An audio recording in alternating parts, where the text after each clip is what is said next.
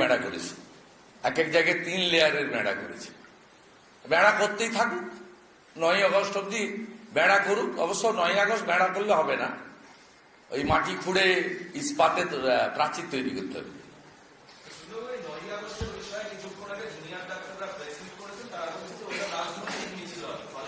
এর উত্তর অভয়ের বাবা মা দিতে পারবে, ও অভয়ের বাবা মা দিতে পারবে। লোক কি করে নামাতে হয়, এক হচ্ছে অভয়ার সেন্টিমেন্ট, দ্বিতীয় হচ্ছে অভয়ার বাবার আহ্বান, তৃতীয় হচ্ছে আমি একটু ছোটখাটো সংগঠন, সেটা আমি দেখিয়ে দিতে পারবো। আমি দুটো জায়গায় লাখখানিক লোক আমি জগড় অর্গানাইজ হতে নিয়ে চলে আসতে পারবো, ট্রেনে বাস আটকান, আপনি কিছু করতে পারবেন না। আমি বলে করবো, কিছু করতে পারবেন না। সাঁতরাগাছি থেকে বড় মিছিল আসবে, আর আমি রানী রাসমণি থেকে ওনার বাবা মাকে সাথে নিয়ে এগোবো। হ্যাঁ, নিশ্চয়ই পিসফুল থাকবে। তা উত্তরটা আমি কেন দিতে যাব? ওরাই তো ঘেটেছে। এই লোকগুলো বলছে সব জুনিয়র ডাক্তার না, কিছু জন, এরাই তো ঘেটেছে। এরা যে মমতা ব্যানার্জির বিরুদ্ধে আন্দোলন, সেই মমতা ব্যানার্জিকে এখানে সল্লেকে এনে মুকেশ কুমারের মাধ্যমে বক্তৃতা করিয়েছে। এদেরকে বারে বারে, যাদের সঙ্গে আমাদের ইনডাইরেক্ট যোগাযোগ ছিল, বলেছিলাম যে নবান্ন খোলাও, ওখানে বসো। ওরা বাড়িতে গেছে, কি খেয়েছে আমি জানি না, সে ছবি পাইনি। তো বাড়িতে যাবে কেন? ওটা ঘটনার জন্য মমতা ব্যানার্জি দায়ী।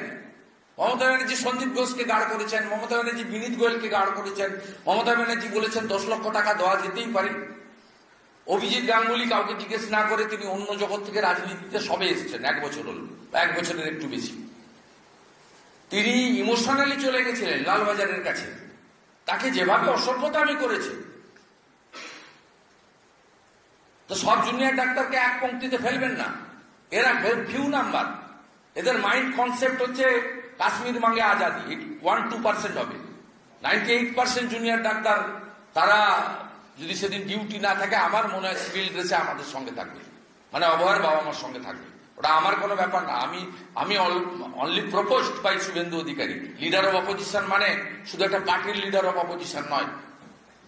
লিডার অফ অপোজিশন মিনস সরকার এবং সরকারি দলের দ্বারা যারা টর্চার হবে তাদের জন্য আওয়াজ তোলা। ওই লোকেদের বলিস, আপনাদের সূর্য মিশ্র এটা হতে পারেনি। বিজেপি শুভেন্দু অধিকারী চেষ্টা করেছে হওয়ার, হয়েছে কিনা তো মানুষ বিচার করবে।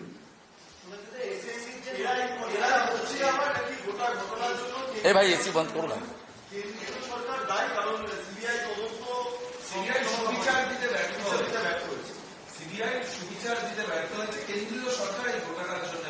সিবিআই একদম independent body, court monitoring, supreme court monitoring করেছে। এখানে সেন্ট্রাল গভর্নমেন্টের বা পলিটিক্যাল লোকেদের কোনো রোলই নেই। তো সিবিআই কে আরো দ্রুততার সঙ্গে, সেটা অন্য পার্ট, কেন্দ্রীয় সরকারকে সঙ্গে জড়াবেন না। সিবিআই কমপ্লিটলি অটোনমাস বডি, এবং সিবিআই ডাইরেক্টর ঠিক করার জন্য যে মিটিং হয়, সেই মিটিং এ কে কে থাকে এই মানে জ্ঞান পাপীরা জানে না, যারা এই কথা বলছে। সেখানে সুপ্রিম কোর্টের চিফ জাস্টিস থাকে, প্রধানমন্ত্রী থাকে, লোকসভার লিডার অব অপোজিশন থাকে। তারা বসে ঠিক করে সিবিআই ডাইরেক্টর কে হবে। সিবিআই যে কমপ্লিটলি অটোনমাস বডি, তাদের একটা হ্যান্ডবুক আছে। আর regarding this case, Kolkata high court এবং সুপ্রিম কোর্ট ক্লোজ মনিটরিং করেছে সিবিআই কেসে। ওনারা যারা বলছেন, ওনার বিরুদ্ধে যদি কোনো বক্তব্য থাকে, ওনাদের সুপ্রিম কোর্টে গিয়ে সিবিআই কাজের অগ্রগতি নিয়ে, তদন্ত নিয়ে বলা উচিত। এবং সিবিআই নিশ্চয়ই ধোয়া তুলসী পাতা হতে পারে না। আজকে এখানে অভিজিৎ সরকারের ক্ষেত্রে তার পরিবারের লড়াই আমরা দেখেছি, তো বাধ্য হয়েছে পরে স্বপন সমদ্দারের নামে চার্জশিট দিতে। এখানেও সিবিআই বাধ্য হবে। তার বাবা যে অভিযোগ করছেন, তার বাবা কলকাতা সুপ্রিম কোর্টে গেছিলেন, সুপ্রিম কোর্ট মামলা কলকাতা হাইকোর্টে পাঠিয়েছে, এবং 18ই আগস্ট ডেট আছে। ওনারা পরিবারের পক্ষ থেকে সিনিয়র অ্যাডভোকেটদেরকে সব নামিয়েছেন, যারা ক্রিমিনালে খুব এক্সপার্ট।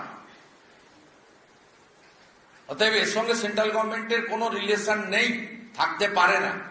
আর যদি ওনাদের মনে হয়েছে যে কোনো দুর্বলতা, শিথিলতা ইত্যাদি দেখতে পাচ্ছেন, তারা ইমিডিয়েটলি সুপ্রিম কোর্ট এবং হাইকোর্টে সিবিআই এগেইনস্টে যেতে পারেন।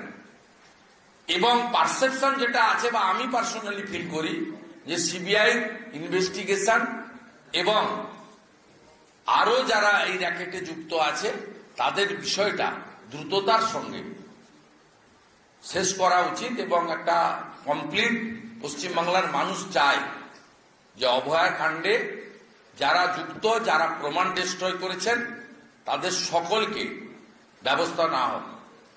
সিবিআই কর্তব্য অবহেলা এবং ডকুমেন্ট ডিস্ট্রয় করা, এভিডেন্স ডিস্ট্রয় করার জন্য টালা থানার ওসি এবং সন্দীপ ঘোষকে 90 দিন জেলে রেখেছেন।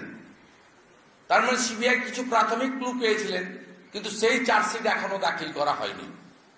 এসব প্রশ্ন উঠতেই পারে, কিন্তু এর সঙ্গে সেন্ট্রাল গভর্নমেন্টের কোনো রিলেশন নেই। যারা জ্ঞান পাপী, যাদের মাইন্ডসেট আছে মমতাকে রাখবো, মমতার বাড়িতে ছুটির দিনে গিয়ে মিটিং করব, মমতার কাছ থেকে ফিশ ফ্রাই খাবো, মমতার বিরুদ্ধে আন্দোলন করব, আবার মমতাকে ডেকে নিয়ে এসে স্বাস্থ্য ভবনের সামনে বক্তৃতা করাবো, তারা এগুলো বলতে পারে। কারণ তাদের এই কর্মসূচির মধ্যে যাদবপুরের কিছু দেশ বিরোধী লোক এসে বাজনা বাজিয়েছিল কাশ্মীর মাঙ্গে আজাদি। সেদিন তারা আটকাতে পারেনি, অথচ অভিজিৎ গাঙ্গুলি মহোদয়কে তারা মিডিয়ার সামনে হিউমিলিয়েশন করেছেন, একটা শিক্ষিত মানুষকে।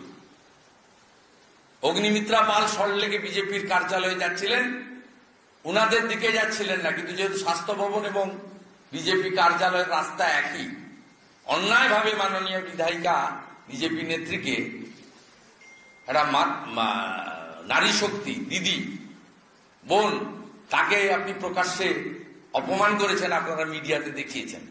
ক্ষমার অযোগ্য কাজ আপনারা করেছেন। আপনারা চান এই একইভাবে 27 আগস্ট যখন ছাত্র সমাজ রাজনীতি এবং রাজনৈতিক নেতাদের বাদ দিয়ে নবান্ন অভিযান করেছিল, আপনারা বিরোধিতা করেছিলেন, কিছু করতে পারেননি। বেলা 12টা থেকে সন্ধ্যে 6টা পর্যন্ত ছেলেরা লড়েছে। শুধু ছেলেরা নয়, গেরুয়া বসন পরা এক সাধুও জলকামানের সঙ্গে রীতিমতো লড়াই করেছে, যা গোটা ভারতবর্ষে নেটিজেনদের কাছে একটা বড় জায়গায় গেছিল।